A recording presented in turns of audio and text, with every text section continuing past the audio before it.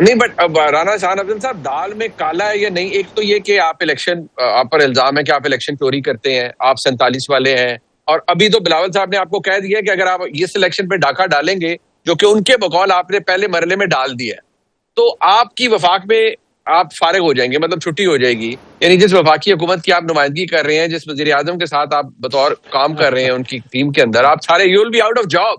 تو آپ اپنی نوکری کی فکر کریں رانا صاحب، you will be out of job. بسم اللہ الرحمن الرحیم.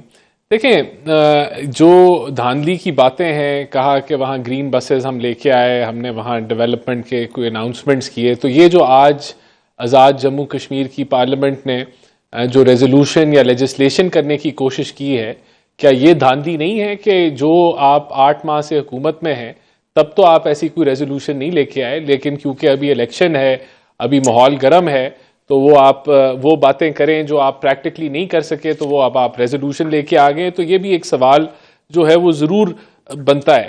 دیکھیں بات یہ ہماری چھٹی جب ہونی ہوگی تو ہو جائے گی، ہمیں اس کی فکر کرنے کی ضرورت تو نہیں ہے.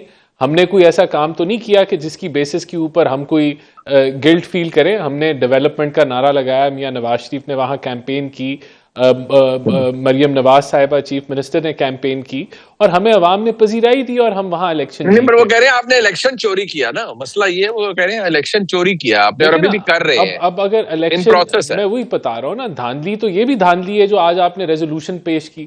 یعنی کہ وہاں قانون مختلف ہے، اس میں کوئی شک نہیں ہے کہ آپ جو ہے وہ پرائم منسٹر ہیں، وہاں سٹنگ ابھی گورنمنٹ الیکشن لڑ رہی ہے، انتظامیہ آپ کے پاس ہے، اور یہ کہا گیا کہ ہم فیڈرل گورنمنٹ فیل ہو گئی اس ایشو کو، جیک کے ایشو کو ریزالو کرنے میں.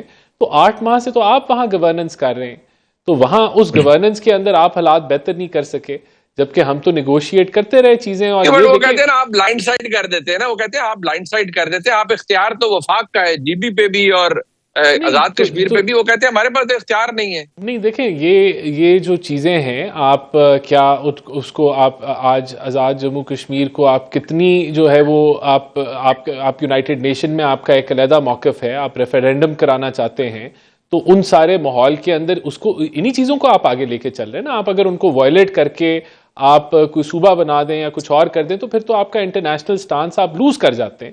تو ان چیزوں کو مد نظر رکھتے ہوئے آپ نے چلنا ہے نا آگے. الیکشن کے دنوں میں آپ نعرے لگانا شروع کر دیں ہمیں یہ کرنا چاہیے، زیادہ کرنا چاہیے، لیکن آپ کی وفاق میں حکومت رہی، آپ وفاق میں حکومت تھی آپ کی، تب تو آپ نے نہیں کیا.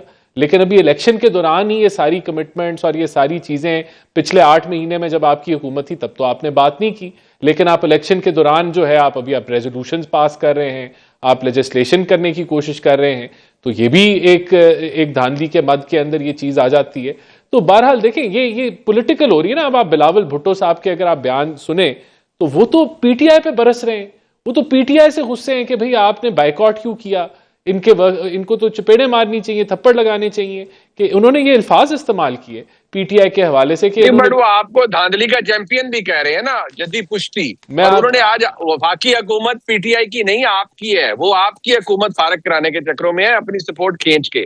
آپ کو اس بات کی فکر ہونی چاہیے رانا صاحب. دیکھیں اگر وہ ہمیں فارغ کرانے کے چکر میں ہیں تو وہ تو دیکھا جائے گا. بہرحال وہ اسی سسٹم کے بینیفیشری ہیں، آئینی عہدوں پہ وہ بیٹھے ہوئے ہیں، اس پہ بیٹھے ان کو مراد ملتی ہیں، سیلریز ملتی ہیں، پروٹوکال ملتا ہے، اور اسی سسٹم کو یہ لاتے مار رہے ہیں.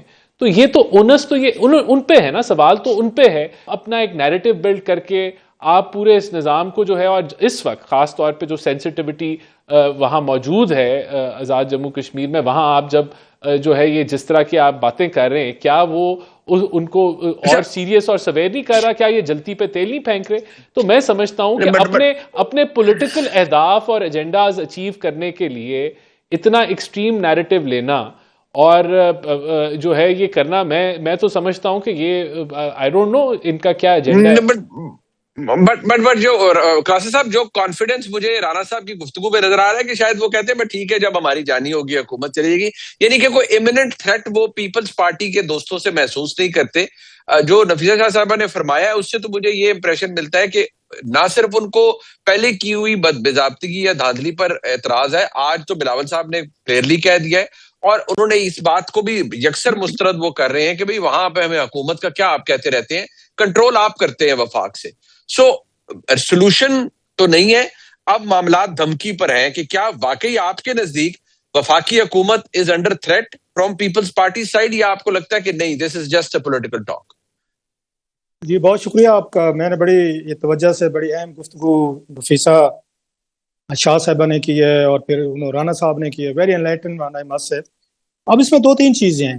ایک تو میں سمجھتا ہوں کہ پیپلز پارٹی نے جب فیصلہ کیا تھا کہ ہم حکومت لیں گے 8 مہینے پہلے، انہیں تھوڑا سا ذہن میں رکھنا چاہیے تھا کہ کشمیر میں جو پرابلم تھے وہ پہلے سے آنا شروع ہو گئے، جس کی وجہ سے ان کو انوار الحق صاحب کو ہٹانا پڑا تھا.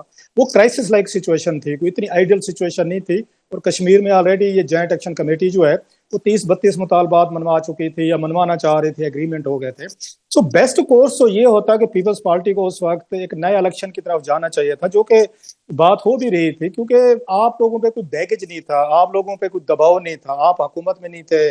اس سے پہلے کوئی انکمبینسی فیکٹر بڑا خطرناک یہ ہوتا ہے. پیپلز پارٹی سے بہتر کون جانتا ہے کہ آپ نے بے شک 3 مہینے حکومت کیوں نہ کی ہوئی ہو، 3 سال کریں یا 10 سال کریں، الٹیمیٹلی ووٹر پھر پچھلے بیگیج جو ہوتے کسی کا بھی ہو وہ بھول جاتا ہے.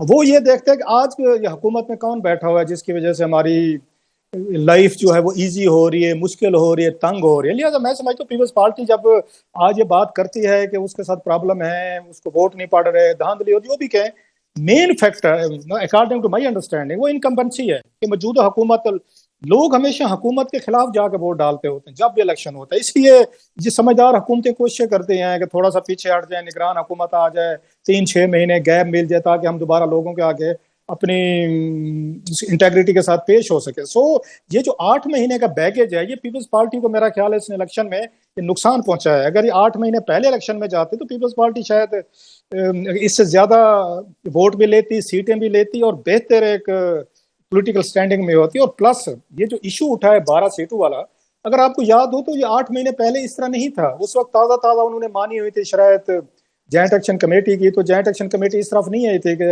یہ سیٹیں جو ہیں، یہ 12 جو ہیں، 10-12 جتنی بھی ہیں یہ پاکستان میں کشمیروں کی، ان کو ختم کیا جائے. So over the period of time in 8 مہینوں کا جن کا بھی فیصلہ تھا کہ ہمیں الیکشن نہیں کروانا، انہوں نے موقع دیا ہے جوائنٹ ایکشن کمیٹی کو کہ دوبارہ ری گروپ ہوں، نئی ڈیمانڈز کریں، اپنے فالوورز کو لے کر آئیں. اور کیونکہ انہوں نے مفت بجلی لے کر دی تھی، تقریباً انہوں نے مفت تقریباً آٹا لے کر دیا تھا، سبسڈی لے کے دی تھی. کشمیر کے لوگوں کو تو لگا ہے کہ ٹھیک ہے جناب ہمارے لیے تو یہ بہتر ہے، ہمیں مطلب پاکستان کے لوگ جو ہیں وہ 70 روپے فی یونٹ دے رہے ہیں، ہمیں 2 روپے مل رہا ہے. پاکستان کو 5,000 روپے آٹا اگر ایک بیگ مل رہا ہے، ہمیں 2,500 مل رہا ہے. یہ تو بڑے زبردست لوگ ہیں جوائنٹ ایکشن کمیٹی والے. عوام تو اس نے سوچتی ہے.